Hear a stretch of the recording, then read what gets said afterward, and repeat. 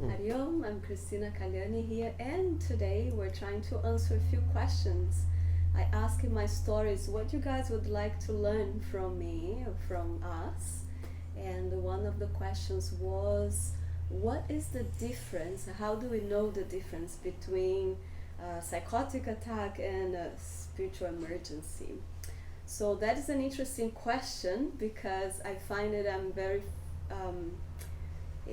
it's very familiar to me, this subject, in a way, in a very personal way, but not in a professional way. And I also find it interesting that because of that question is why I met Rob.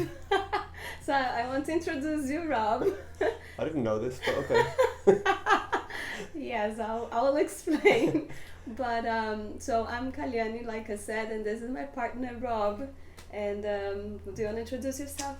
Yeah, I'm a psychotherapist and transpersonal therapist, and we did meet, I think, through work. That's what you meant. Yes, but specifically because of that for me in my end.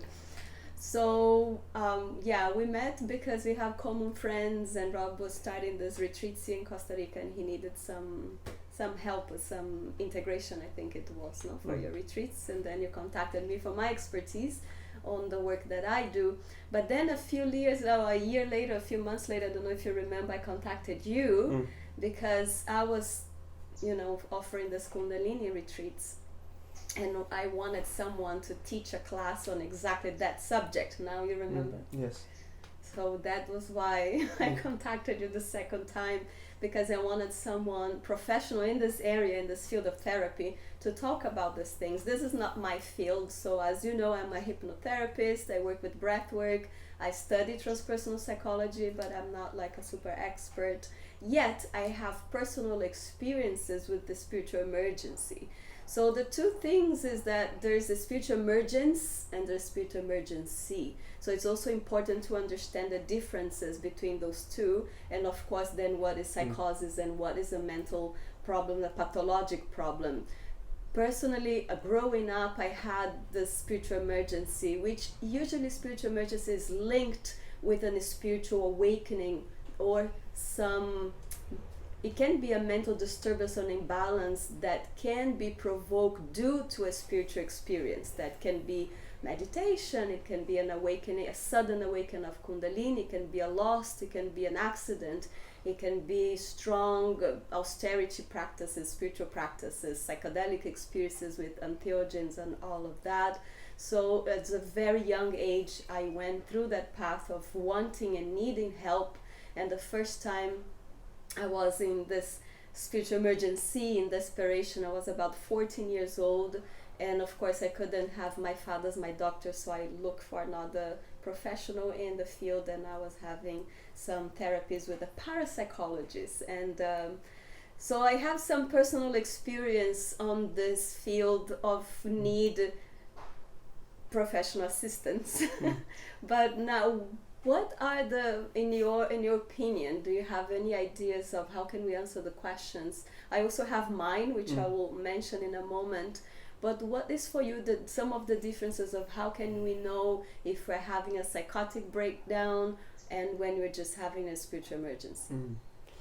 Yeah, thank you for that. And just to say, my expertise is as a psychotherapist, not as a psychiatrist. So I haven't worked with too many psychotic people, but I have experienced people having, major spiritual emergencies, usually after Kundalini yoga retreats or on occasion after ayahuasca ceremonies, where I've seen people go through processes that of spiritual emergency that actually could look like psychotic states, as in Kundalini experiences, shaking a lot, behaving in ways that are very atypical or completely different from what you consider normal, such as speaking to trees, for example, or things like that. And those people, I found, could be held in a safe way, a safe container, if they could be provided with a connection with nature, first of all, nature connection, and a removal, I suppose, from the pressures of day-to-day society. And if you can stay with those people over a period of time, usually a few days or a week, that tended to be enough to help people integrate the spiritual emergency piece in a safe way. Psychosis for me is more a complete breakdown of the self and the boundaries of what is real and what isn't real, which, and apparently psychosis is more when there's a complete dissolution of the self with a capital S, where spiritual emergency, there's more of a sense of this divine, there may be a disconnection from, or a blurring of the boundaries of what is real and what isn't real, but it's more a sense that there's something bigger happening. It's a spiritual process that people are going through. It can still be very disturbing and confusing, but I think the main thing is, especially psychosis, people can be a danger to themselves or others. I think that's when people need to be referred to a more medicalized environment, unless people have the capacity to hold that space for them in nature somewhere. Yes. So it can be a thin line, right? It is, yeah, because some of the symptoms can be similar, quite the same. What I have been researching is that in psychotic breakdown, usually these people have had history in the past, right? So, or they have some tendencies from childhood, or something happened very traumatic that led to the development of psychosis, while a spiritual emergence is more related to a spiritual awakening. That again, it can be due to all those examples I gave before, and in a psychotic breakdown, not necessarily, yet it could be also triggered by a spiritual awakening. Now, there is a few differences that I wrote down some just notes here. There is the context. So in spiritual emergency, you can achieve that through meditation or intensive spiritual religious practice, psychedelics, like I said, or some very traumatic things in life, even an accident. I relate spiritual emergency similar to a Kundalini experience in certain ways. So I can talk about Kundalini as well, because that's a little bit more my background and what I have been studying and teaching for 26 years in yoga. And Kundalini is quite very mystical, yet very it's a mystery to this day to science what really Kundalini is. But when I talk about Kundalini awakening, Kundalini is an energy, right? So this everywhere is this spark of life, that when we're born, we receive the spark of life that creates life, and that's Kundalini, is this life force that's present everywhere. But the yogis believe this energy is kind of dormant or asleep in the base of the spine, and through those spiritual practices it can elevate and awaken the dormant areas of the brain, so we can start developing psychic powers or paranormal powers. So that's Kundalini, that when we awaken this Kundalini and those dormant areas of the brain, we can also experience some symptoms that can be quite similar to a psychotic breakdown, like listening to voices, hearing voices in our head. It can even be a little delusional sometimes, I would say, in such a way we can see spirits, we can see things that before we wouldn't be able to see. So that is kind of the fine line. And like you said, what is very important, the difference in spiritual emergency, usually those, I call it symptoms, they fade away. And when we're working with Kundalini energy, that's why it's important we say that we work in a very progressive and gentle way, without like too, how call that, a sudden awakening. I call it that the best way is without symptoms. What would be the symptoms? Like the ringing in the ear, confusion when I can't really operate in society, when there is confusion in our minds, right? When we can't sleep, when there is insomnia, when we start to like the confused thoughts, for instance. Those are some of the symptoms that can happen in both ways, that can be very similar. And for me, I think like the warning signs would be paranoia, and that kind of thing, or whether people are a risk to themselves or people around them. That would definitely be maybe a good time to refer on to a more medicalized situation. But if you have the capacity to hold someone going through a challenging experience, it can be very beneficial to do that in a more gentle way in nature, because medicalizing someone going through a spiritual emergency can actually be quite damaging as well if they don't have the right holding in the medical system. So it can be it's a judgment call to make, in my experience. Why do you feel that nature is a good helder for I think nature grounds, and what people need going through that spiritual emergency is grounding, really connection to the earth, embodiment, practices that bring them like grounding, food, root vegetables, slowing down, because people can go very high, they're very, very high, they're not sleeping, they're highly energized in a spiritual emergency, and it's not that they're having a great time. They're loving it. They're feeling connected to everything, and they're feeling connected to the universe. But people around them, it can be disconcerting. They could be behaving in strange, very unusual ways. So it really depends on the container there to hold people, I would say. Talking in terms of energy again. So in Kundalini and awakening, that again not necessarily needs to be interlinked with spiritual emergency, but often is. So in Kundalini awakening, we say that Kundalini is a 220 volts of electrical energy. And our body is wired to operate in 110 volts. So when we awaken this energy and this energy rise through the nadis and the chakras, we need to balance our nervous system. And that's why it's a progressive, continued process and practice to get there. So that's very important when we say that when we look at electricity and we have the positive and the negative polarity, and then we have the ground, right? So when Kundalini awakening happens, or when you are passing through in a spiritual emergency, this energy is amplified. So it totally makes sense that we need the ground, that we need the earth. So that in energy terms and energy words, it totally makes sense. Now, I wanted to talk a little bit about the differences again between a spiritual emergency, some psychotic breakdown in like what happens in our body, what happens in our mind, and also who coined this term spiritual emergency was both of our teachers, Stanislav Grof and Cristina Grof. Me and Rob were both studied the same lineage with Grof. And he wrote an incredible book for those who wants to know more about spiritual emergency and dive a little deeper into the subject. What's the name of the book? I forgot. I think it's called The Stormy Search for the Self. And of course Carl Jung, Grof's teacher in a way, or lineage, Carl Jung had a more or less a psychotic break or spiritual emergency after his break with Freud, which is during the time he wrote the Red Book, which was basically the contents of his own unconscious were spilling out. And I think that's it. In a psychotic episode, the unconscious is spilling out in such a way that's overwhelming and completely confusing, and that makes no sense. So there's a famous quote from Joseph Campbell that the mystic is swimming in the same waters that the psychotic is drowning in. So I feel it's the same terrain in a way. Yeah. It's just whether you can swim in it or not, or it's overwhelming. Yeah. So I wrote down some notes on some of the symptoms, I would say. So in psychotic disorders, that is from the recent edition of the Diagnostic of a Statistical Manual of Mental Disorders Classification. So that is the newest that is catalogized. So one of the things that might happen, delusion, hallucinations.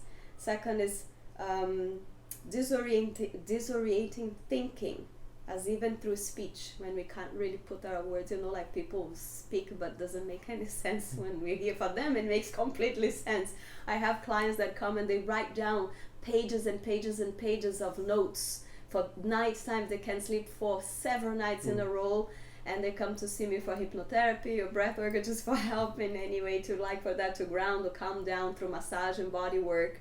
And they show me the notes, and for me personally doesn't make any sense, but for them they're discovering the mysteries of the universe. But it can be quite disorganized thought. Another thing, yes, is the history of the person, if there has been any history in childhood, or if it's something new that just happened at the moment. And some of the environmental risks of a psychotic breakdown would be a birth trauma. It can happen during childbirth.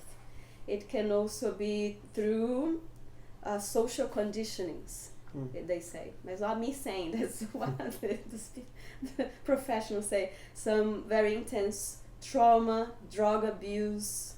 They call it, this is what called my attention, urbanicity. Is that I'm pronouncing urbanicity? Yes. Disconnection from nature. Disconnection to nature. Yeah. So I was like, wow, those doctors know what they're talking about.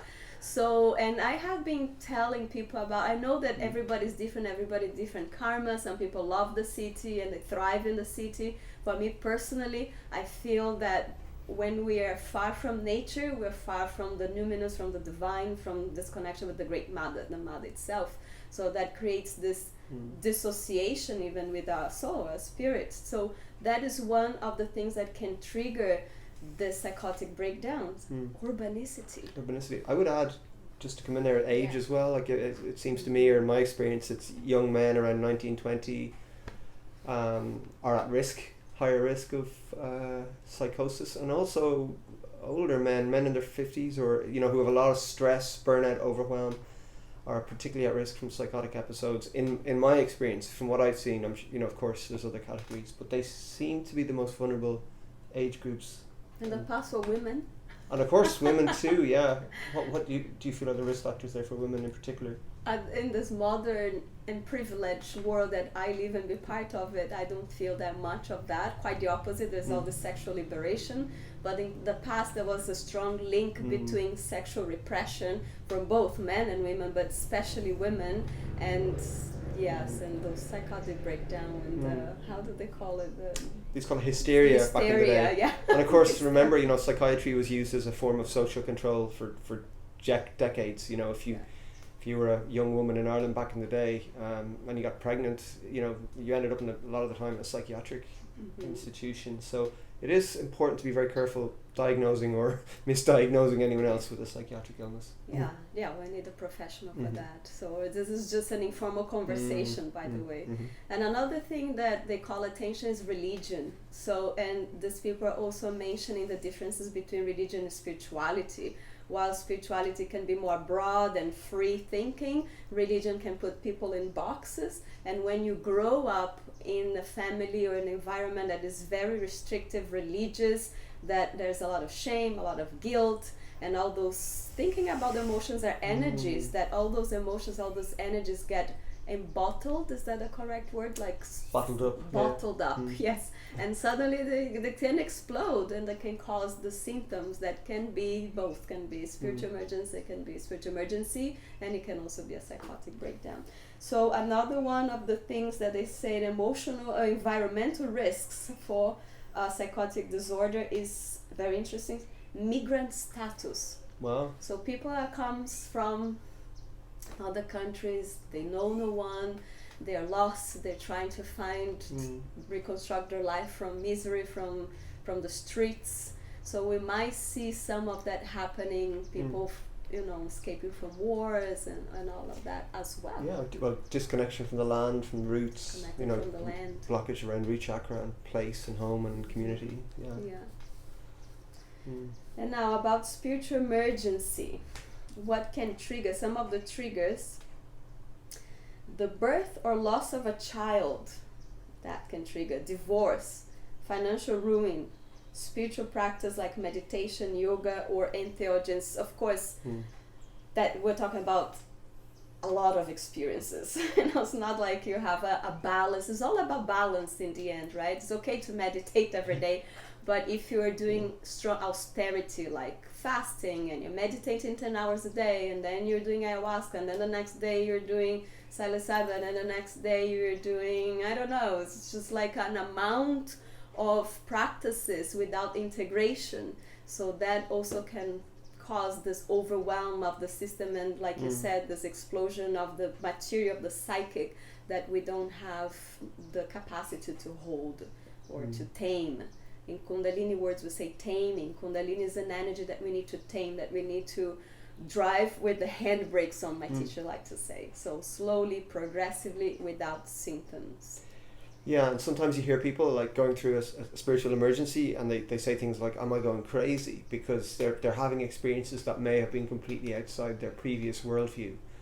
And with people like that, it's quite easy actually just to help them frame the experience with either good therapy, Jungian psychotherapy for example, or helping them find the language or the cultural, spiritual belief systems that can resonate for them.